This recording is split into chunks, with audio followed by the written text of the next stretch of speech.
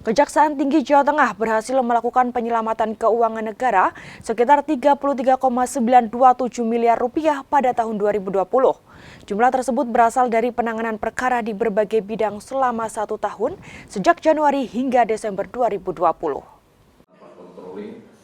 Dalam refleksi akhir tahun 2020 di lobi kantor Kejati Jawa Tengah, Kepala Kejati Jawa Tengah Priyanto mengatakan total keuangan negara yang diselamatkan dari penanganan perkara di bidang tindak pidana korupsi, pidana umum, hingga perdata dan tata usaha negara.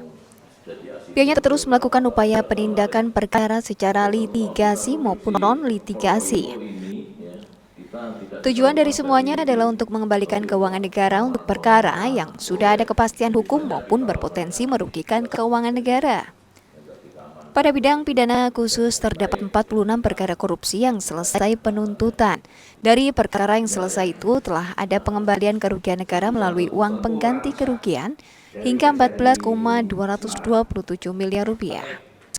Dari penanganan pidana perpajakan, kepabeanan, dan cukai telah ada penyelamatan keuangan negara hingga 4,2 miliar rupiah.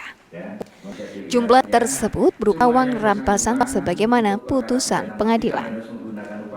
Di bidang datun selama tahun 2020 telah menyelamatkan keuangan negara hingga 15,5 miliar rupiah. Selain menyelamatkan keuangan negara, Kejati Jawa Tengah juga bekerjasama dengan Komisi Pemberantasan Korupsi untuk penyelamatan aset. Di antaranya dalam penanganan perkara di Kota Salatiga dan Pekalongan.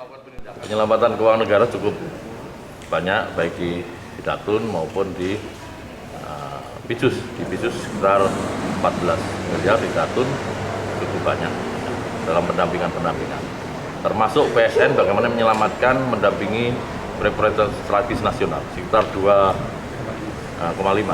Ya, anggaran 2,5 kita dampingi, kita selesaikan sehingga proyek-proyek itu berjalan dengan baik. Termasuk kejaksaan ke depan nanti pengawalan dana PEN, ya, kita harus bekerja keras bagaimana melaksanakan itu sesuai dengan tujuannya, tidak menyimpang, ya, sesuai dengan. Terkait perkara Pidum selama 2020 masih didominasi perkara narkotika, mencapai 21%. Untuk perkara Pidum penuntutan dan diserahkan ke Kejari di kabupaten dan kota. Dan dari seluruh penanganan yang ada, terdapat 1 terdakwa perkara narkotika yang putusannya adalah hukuman mati. Senot Puji, Kompas TV, Semarang, Jawa Tengah.